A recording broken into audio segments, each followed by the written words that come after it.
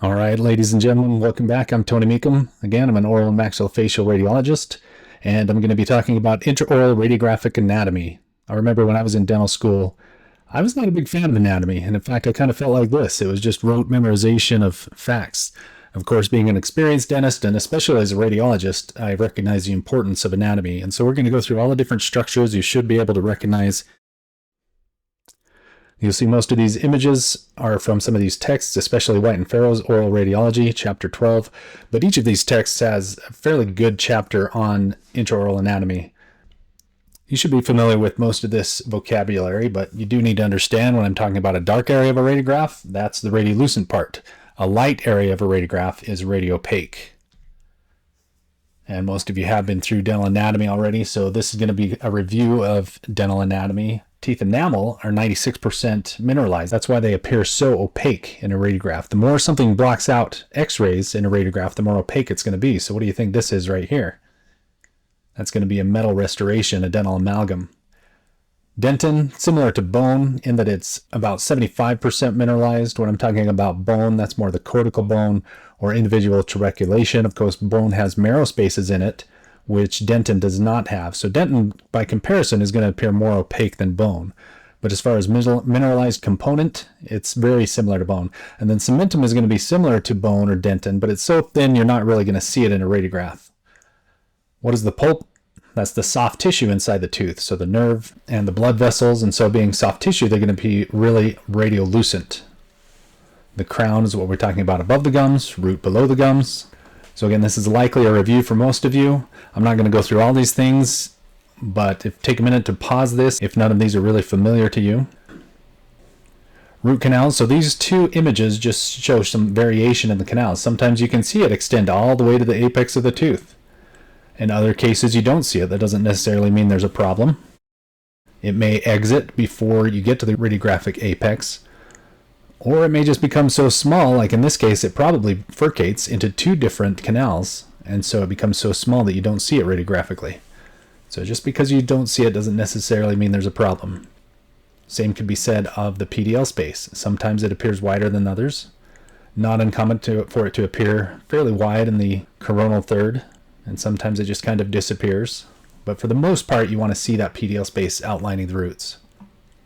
So this is what we mean by lamina dura. I said it's that radiopacity around the PDL space. And why does this appear? It is kind of a more dense region of bone, a very thin, dense region of bone around the roots of teeth. And it appears so opaque because the x-rays are shooting tangential to where that dense bone is. That gives you this radiopaque line, the lamina dura. Here's an outline of a root extraction. It's been fairly recent, so it hasn't healed in with bone. So you still see the root socket, and the lamina dura is still intact. The alveolar crest is just the crestal bone, or just the most occlusal bone. So it's going to be more superior when you're talking about the mandible. It's going to be more inferior when you're talking about the maxilla. And so it's just that crest of bone between the roots of teeth. You can see it comes to a real square shape when you're looking between molars. If I go back to the anteriors, it comes more to a point, and so that's normal.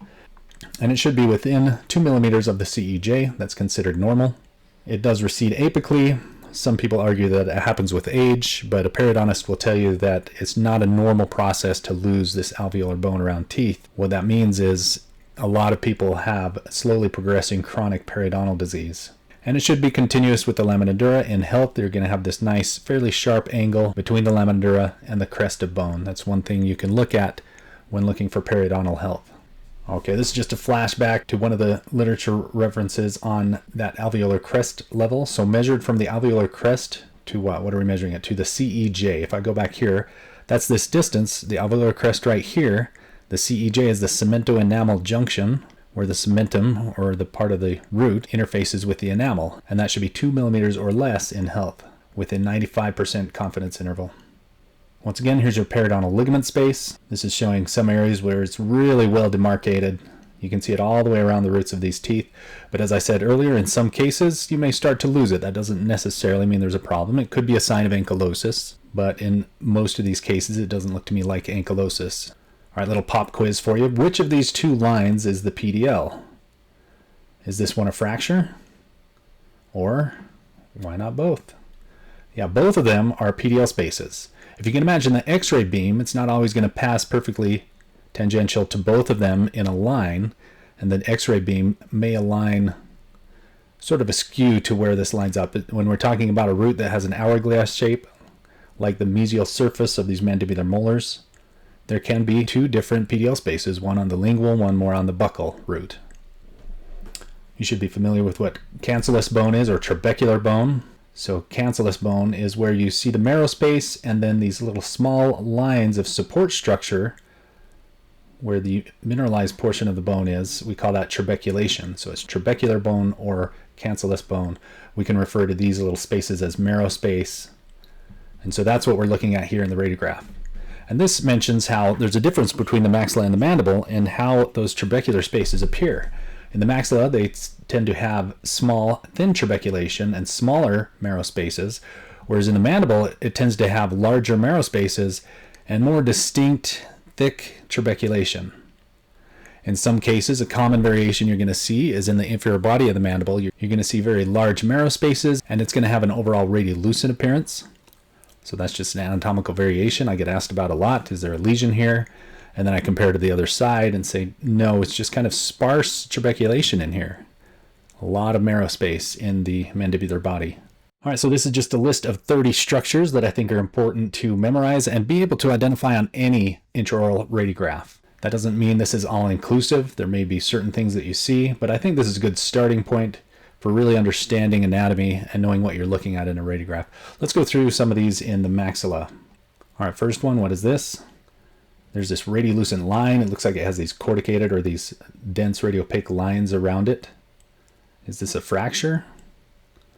No, bones have sutures, and the maxilla, as it develops into two halves, and so the suture is where those halves come together, and it doesn't completely fuse. So you see this radiolucent thin line, and I mention thin because I'm going to distinguish that from this very much wider line up here, which is the nasopalatine canal. And so let me show you that on a live skull now. I like this image because it points out all the different sutures. And so here's our intermaxillary suture right in the midline of the maxilla. Okay, so I've got my skull over here, and unfortunately the sutures are not labeled. Let's take his glasses off. You don't need those. And it doesn't show up real well on this, so you kind of have to imagine, but there is a suture just right in the midline of the anterior maxilla. And I would recommend that everybody pull out your own study skulls. I think nothing beats having your own skull in your hands. Somehow that helps just kind of solidify all of this information if you're looking at it on your own skull. All right, so that was our intermaxillary suture. And so what's this dense area, the radiopaque structure, just superior to the intermaxillary suture? You probably saw that in the skull. Right here, this little projection of bone, this holds up the nasal cartilage. That is the anterior nasal spine. Let's show you that on a skull as well. And that is this structure right here. You probably see it better if I turn it sideways, and it really projects out there. So that's pretty easy to identify. Hopefully you can recognize that in radiographs as well. It looks so opaque just because it's so much dense bone there. It kind of sticks out, and so the x-rays are going through a lot more thickness of bone, and it's a dense cortical bone right there. And then right around the nasal spine, of course, the nasal aperture, or I might refer to that as the borders of the nasal cavity, the nasal opening. But it is really the anterior border of the nasal cavity that you're going to see in the anterior radiographs. And inside the nasal cavity, you have these concha or turbinates. So those are these shell-like bony projections. Of course, the bony part shows up really well on a radiograph if it happens to show in it. But these are just the soft tissue components of the nasal cavity. This is one of the turbinates, the inferior turbinate. You'll notice as you look here in the skull, the inferior one is fairly larger. Middle one's quite small, and you don't even see the superior turbinate. In cone beam CT, you may see those. There's a lot of variation. And then right here on the right, this is just indicating soft tissue within the nasal cavity. So pretty normal to see some soft tissue. Notice it doesn't have a cortical outline like bone does. We talked about trabecular bone and cortical bone. That's how you can always tell if it's a bony structure, is if it has a cortex around it, whereas soft tissue structures do not. I'll show you this later, but what's this right there?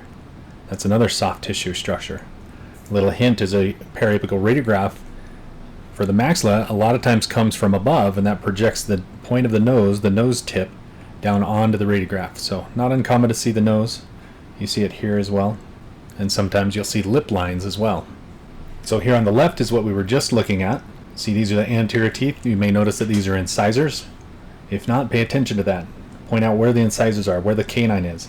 Because anterior to the canine, if you look superior and see this cortical bone outline, that's going to be the nasal aperture, or the nasal floor. The aperture is more in the anterior, right? And then the floor extends backwards. And so this is the nasal floor extending backwards in the anterior. And in some cases, not often you're going to see this, but you may see the nasal floor in the posterior dentition as well.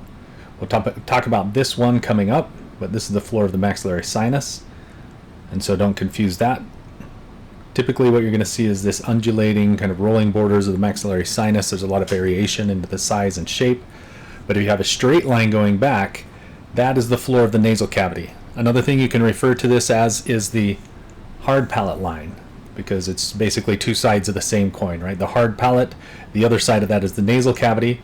So that's your hard palate line. In fact, in panoramic radiography, when we see this line, which is more common, we're going to refer to that more often as the hard palate line. Okay, as promised, I said I'd talk about this wider canal, but for now let's focus on the opening of that canal, the inferior portion, which should be this radiolucent oval. There's a lot of variation to how it shows up in different patients. Of course, their anatomy varies, but also just the angle of the radiograph. Sometimes it's very distinct, and other times it's a little more subtle, as is the case here. You see the sides of it overlap the roots, and so don't confuse that with root resorption or pathology going on. Here we have it outlined for you. And so this is the opening of that nasopalatine canal, or the incisive or nasopalatine foramen. And now, as mentioned, I'm going to talk about that actual canal, which goes up from the foramen, so the nasopalatine canal. And this just shows you in a 3D view, so this is from a cone beam CT. This is as if viewing just a small slice through the patient, roughly in the mid-sagittal plane, so as if you're looking from the side, just right in the middle of the patient, and you can see the canal. I show you this because I remember when I learned about these things, I had no concept of where this was in relation to the teeth. But as you can see, the tooth roots are up here, the primary maxilla bone is right here, the alveolar bone, and so the nasopalatine canal lies posterior to the roots of the teeth. The foramen also typically lies posterior to the roots of the teeth. And this is also cone beam CT, a single slice, but this is an axial slice, so a horizontal slice. This is as if you're looking from below at the patient, but just at a very thin, sub-millimeter slice of that patient. And so you can see that the root outlines here, and the canal lies posterior or palatal to the roots of the teeth. And this is rare to see in a intraoral radiograph. But if you take a radiograph steeply enough, and this one, you can tell it almost looks like an occlusal radiograph where it's taken with really steep tube head angulation, and you may project what we see here, which is the superior foramina of the nasopalatine canal. You may project that onto this sensor. Again, pretty rare to see. Usually you just see that one radiolucency right here. We'll just refer to it as the nasopalatine foramen. We're usually talking about the inferior one, but just do know that it splits as it ascends, so that you can have an opening on either side of the nasal septum, and that's what we're seeing here. I want to show you that in my skull before we move on. Okay, so I pointed out the anterior nasal spine, the opening or the aperture of the nasal fossa. You can see inside here the inferior nasal concha or turbinate. You have to look up here a little bit to see the middle turbinates. And we'll have to take the jaw off to see more of those structures. And so it may be hard to see here, but right there is that opening, and it's fairly large, that opening into the nasopalatine canal. Of course, it's going to be difficult to see the canal when it's in the bone, but I can turn the skull around here, and you can see those superior foramina of the canal on the floor of the nasal cavity on either side of the nasal septum. And now back to our slides. What we're pointing out here is this radiolucency around the root of this lateral incisor. And this is a common anatomical structure. Don't let it confuse you for a potential periapical pathology or other type of pathology. This is just an anatomical variation. And so what's causing that radiolucency? Well, it's just a depression in the facial surface of bone, the outside of the bone here. These skulls don't show it that well. Of course, there's variation. Some people have a lot more pronounced one than others. But this is what we call our incisive fossa or lateral fossa. As I mentioned earlier, sometimes, well, most times, a maxillary anterior periapical radiograph is taken with somewhat steep vertical angulation. And so I found this picture kind of looking down on someone's nose, and you can imagine it projecting the nose onto the sensor. This is something I can't show you with my skull, of course. This is a soft tissue structure, and I already pointed out how to recognize soft tissue from bony structures. And here I have that outlined, so just soft tissue of the nose, or I may refer to this as the tip of the nose. You may also see in some radiographs this wing of the nose, or the ala of the nose. Usually that'll superimpose over the lateral incisors, sometimes toward the canine. But just recognize when it's soft tissue of the nose as opposed to other things. Now this is one that's really rare to see on an intraoral radiograph. You can see this is an occlusal radiograph. And most students, they've just taken their gross anatomy, they look at this and say, oh, well, that's the greater palatine canal, right? And you might think so.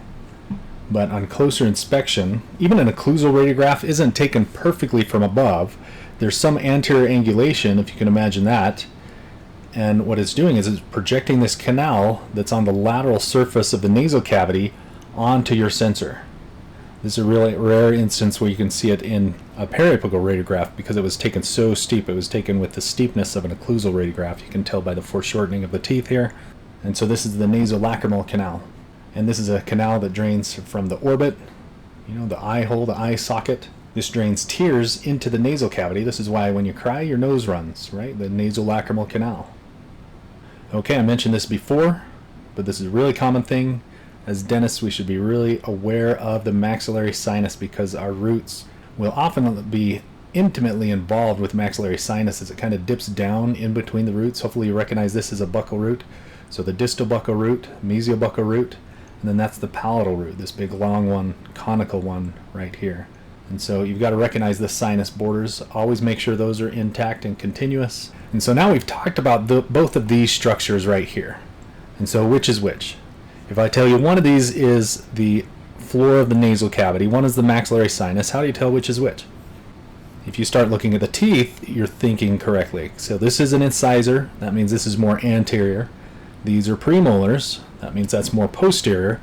And so this is going to be your floor of the nasal cavity, and this is your maxillary sinus. Sometimes they cross like this, but sometimes they appear to merge together, and they form what's called the inverted Y line or the Y line of Ennis.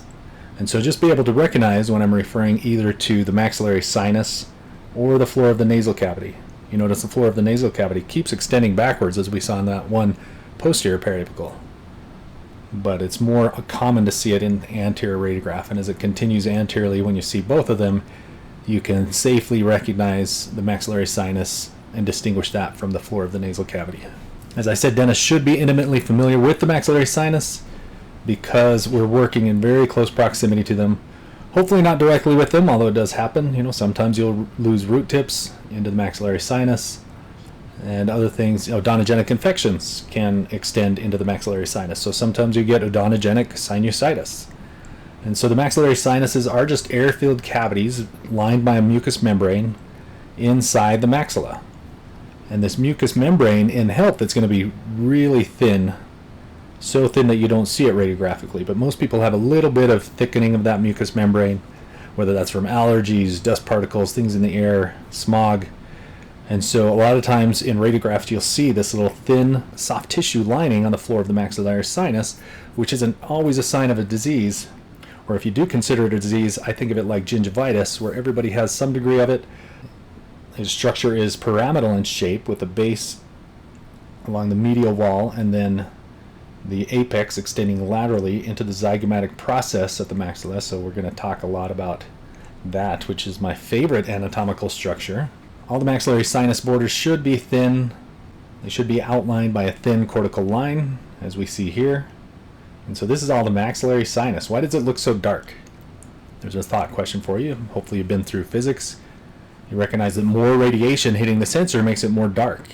And so if something shoots through an object that's less dense, such as soft tissue compared to bone, but what's even less dense than soft tissue is air. And so these are air-filled, and if the maxillary sinuses are fairly thick, then that air is going to cause a very dark appearance.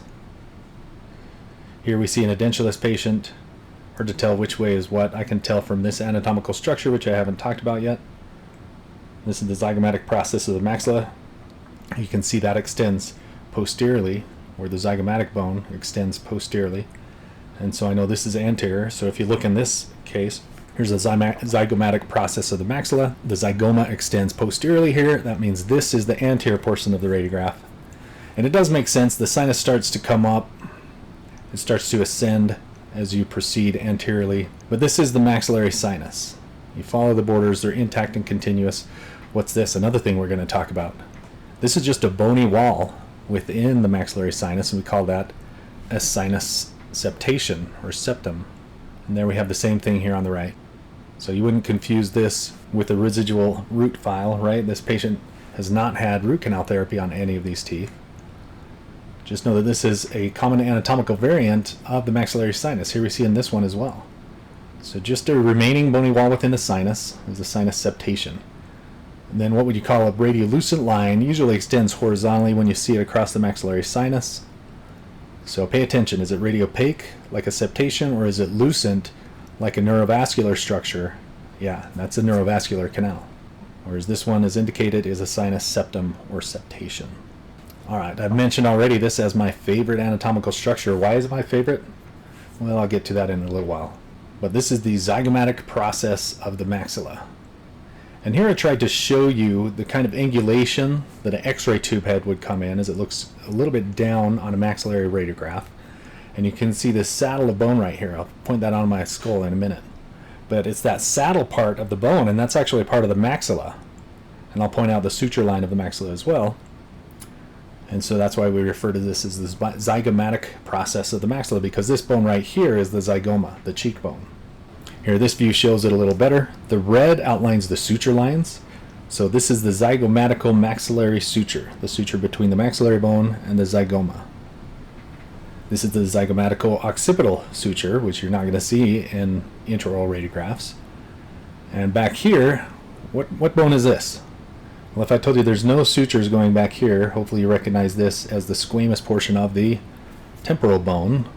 And this is actually the zygomatic process of the temporal bone, which, interesting enough, that makes up most of the zygomatic arch, if you look at it. And I'll show you all this in my skull in just a minute. So do be able to recognize these. The yellow is showing that little saddle that I talked about, and that's what creates this U shape or J shape. It usually appears fairly thick. It's fairly thick cortex right there. And so that is our zygomatic process of the maxillary bone. As you can see, it is part of the maxillary bone. Now let's show you on my skull. Okay, so can you recognize right away the zygoma, the cheekbone, right? If you punch someone in the cheek, you're punching them in the zygoma. And then recognize the maxilla. And it's a little faint in this skull, but you can see a little suture line right there.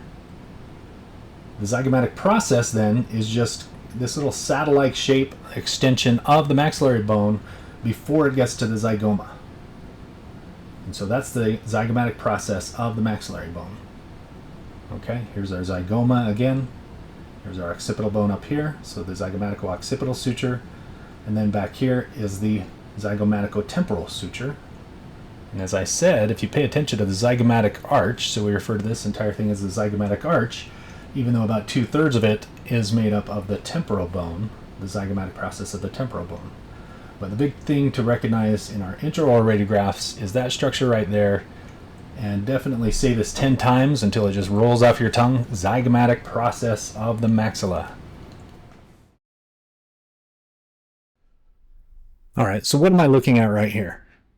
Remember that hint where I said, pay attention if there's cortical bone? If there's a cortex on the edge of a structure, then it's likely a bony thing. Even if it's a lesion within bone, a lot of these, especially the benign lesions, tend to develop a cortex around it. So it would look just like this, but this is the maxillary sinus. It has an intact cortex around it. Do we see that here? A thin radiopaque line bordering it? No, I don't.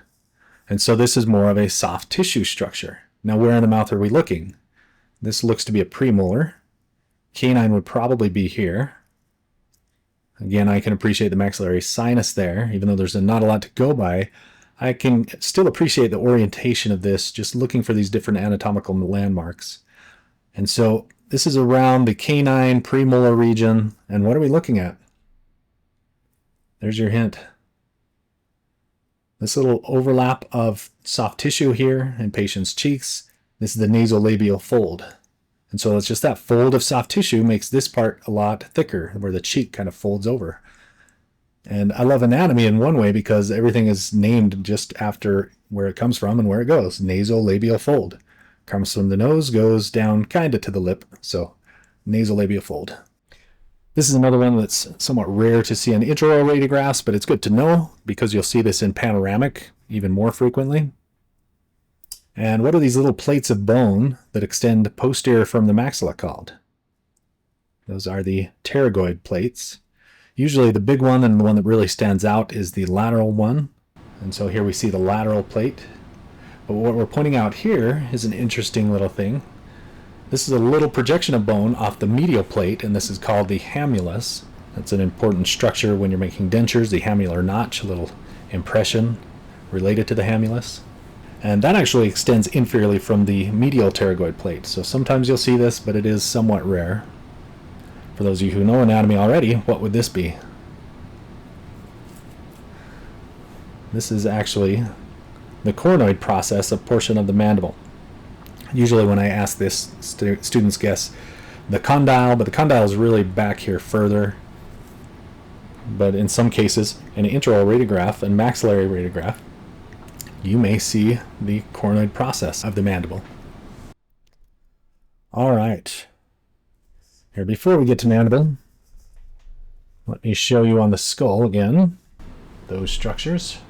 All right, now what are we looking at? It's a small, well-defined, radiolucent dot. Looks like some dense bone around it. So if you may suspect that this is a neurovascular canal, you would be right. And here's what it looked like in a dry skull. Just a small, round circle, just like you would expect. And there's variation to these. Sometimes there are multiple. Usually there's going to be one above and below the genial tubercle, which we'll talk about in a bit. And the superior one carries neurovascular bundle from the lingual arteries and nerve, whereas the one inferior to the genial tubercle carries the sublingual or submental arteries and the mylohyoid nerve. So we refer to this just as the lingual foramen. Very common. You're going to see this in patients, about as common as the mental foramen, although sometimes it doesn't show up as well. All right, I just mentioned this one. It's in the genial area. This is the genial tubercles, sometimes called mental spine. The chin is also referred to as the mentum. And so if I'm indicating something that's radiopaque in this area, right in the center in most cases, usually that's going to be the mental spine or genial tubercles. And now in this case, sometimes you'll see this outline. It really looks dense. It looks like bone. And this can really confuse students. So what are we looking at? Here it's hard to tell because the patient is edentulous, but this is taken fairly steep. You can tell if you look at the inferior border of the mandible. This is almost an occlusal radiograph, so it's taken very steeply from below. And so here's an angulation of a skull taken steeply from below, and you see this outline of the chin. And some people have more protuberant chins than others. If they do have this, you'll be more likely to see it. And so this is just a ridge of the chin or the mental ridge that's sometimes going to be seen in this area. All right, and what does this one look like? If you're thinking it looks like that fossa that we saw in the maxilla that was the incisive fossa or lateral fossa, you're correct. This is just another fossa. In some cases, there's going to be a fossa or a depression of bone in the mental region, just adjacent to the facial surface of the incisors. And that can look like a radiolucency in that area. And I want to point that out in my skull as well. So here we have the mandible already removed. What did we mention? We started with neurovascular canal or foramen in the lingual aspect of the genial region or the mentum region. Doesn't really show one here, so you kind of have to imagine. But if there were a dot here, if this were a real skull, you would see a small dot here, a neurovascular canal. That would be the lingual foramen. And then to some degree, it may show a little bit of a tubercle. That would be what? Our genial tubercle. Then we showed you a radiopaque line that occurs if you take a radiograph really steeply. You can see if you align something fairly steeply, the ridge of the chin may overlap the sensor, and that'll show up as the mental ridge. And also I wanted to show you this little depression of bone just right through here. Not very pronounced in this skull. If you've got some shade on it, you may be able to appreciate it. When that little depression of bone overlaps the mandibular incisor roots, that is what? The mental fossa. So going on here, maybe you already recognize this one.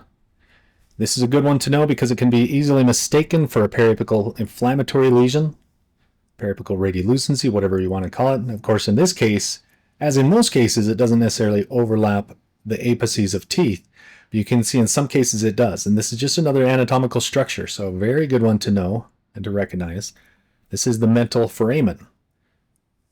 So the inferior alveolar nerve is a fairly large one, so the canal that houses it is fairly large, and you can see that extending through the mandible in most cases, and then it opens up toward the buccal surface of bone, and usually it's around the apex of the second premolar, but it can be mesial or distal to that, so potentially the apex of the first premolar or the mesial apex of the first molar. But don't mistake that for a periapical inflammatory lesion. If you see this, I look at the crown of the tooth, I don't see any caries, I don't see any restorations. There's no reason to think that this might be a periapical inflammatory lesion. Of course, there could have been trauma, but you compare it with patient symptoms. If necessary, vitality test the tooth, but in most cases, you can kind of tell, right? It lines up with the mandibular canal, the inferior alveolar canal, and it's just the exit hole of that canal. And here's the canal itself. In most cases, it's going to appear radiolucent. And when it overlaps the roots of teeth, if you see a really dense radiolucency around it, that usually means that the canal's in fairly close proximity to the root outline because the cortex surrounding the canal is breached, and that's what makes it more radiolucent than other areas. It's not necessarily a periapical lesion here, although it could be. They do have a large restoration. And then here on the left, why does this canal appear more opaque? Right? Canals should appear more radiolucent compared to bone in most cases. But I also said it is surrounded by a cortex. We can see the cortical line here. And so if this cortex is thick enough, it may give the appearance of being more opaque. That's a pretty rare phenomenon, though. Usually, like you see down here, or like you see in this image, canals are going to appear more radiolucent compared to the bone around them. So mandibular canal, also known as what? Inferior alveolar canal. And then sometimes you'll see little small canals branch off the mandibular canal to the roots of these posterior teeth, and they appear opaque in a lot of cases for the same reason. They have, for some whatever reason, thick cortices around it, making it appear more opaque. And so these are just neurovascular canals, and more common to see in the anterior, especially in cases like this when you have infection. Infection in some cases makes bone appear more dense, and therefore neurovascular canals running through the bone really stand out. And so these are both just neurovascular canals, or sometimes we refer to those as nutrient canals. All right, in this case, you'll see this ridge of bone project over the posterior superior alveolar bone. If you saw this extend beyond, it would connect to the anterior border of the ramus. And so this is just a ridge of bone that's buccal to teeth, and that's the external oblique ridge. The buccinator attaches here. That's what creates this kind of pull, this ridge of bone that extends really toward the posterior. Usually you're going to see this posterior to the dentition. Of course, it could overlap a third molar here, but that's our external oblique ridge. And now just to show you on my skull or on my mandible, we pointed out that it is fairly large. It's pretty noticeable. That's the what? Mental foramen. Then extending backwards here. If you follow the anterior border of the mandibular ramus downward, then on the buccal surface of the teeth, you see this ridge of bone. That's our external oblique ridge. The attachment of what muscle?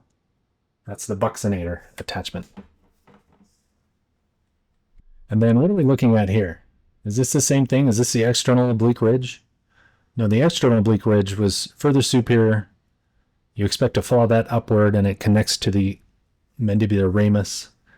This, though, is more inferior. A lot of times it crosses the roots of the teeth, or it's inferior to the roots of the teeth. This is another ridge of bone, but instead of being on the outer surface, it's on the inside surface. It's on the lingual surface of bone, and this is the internal oblique ridge, more commonly known as the mylohyoid line or mylohyoid ridge.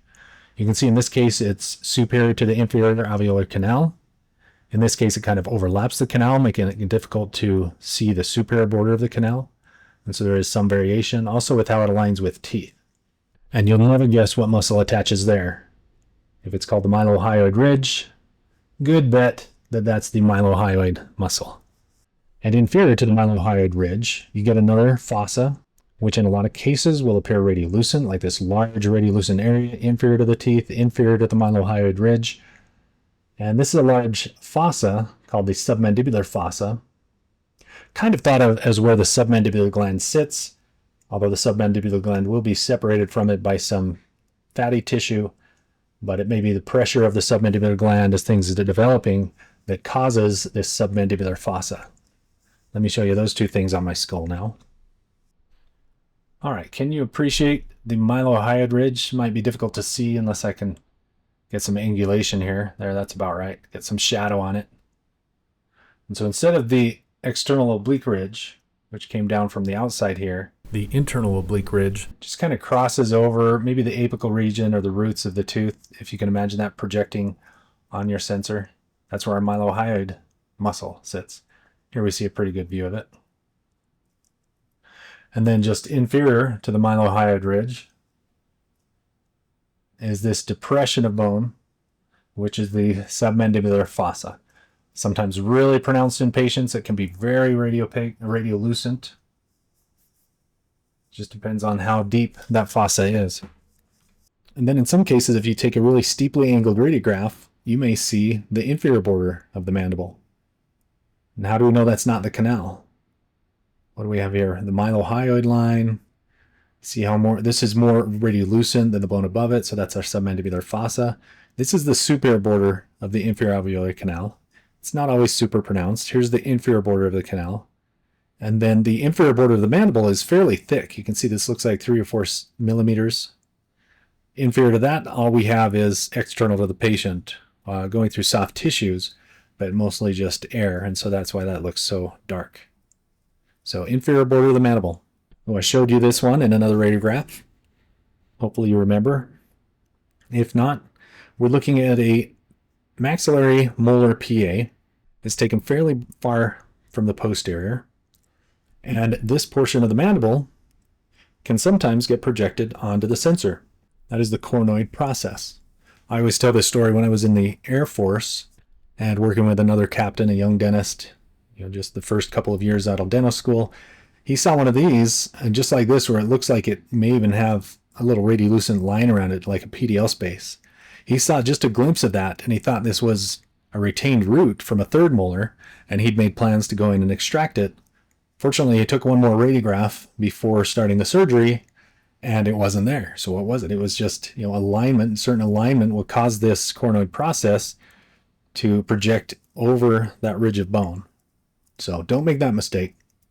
These 30 structures to know, go back through those, go through all the test material you can. You should be able to recognize all of these in any intraoral radiograph.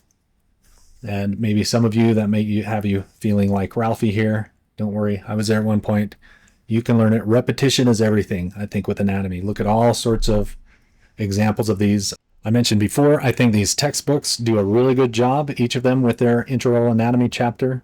They also will have a panoramic anatomy, which is what I'm going to get to next. All right, until next time.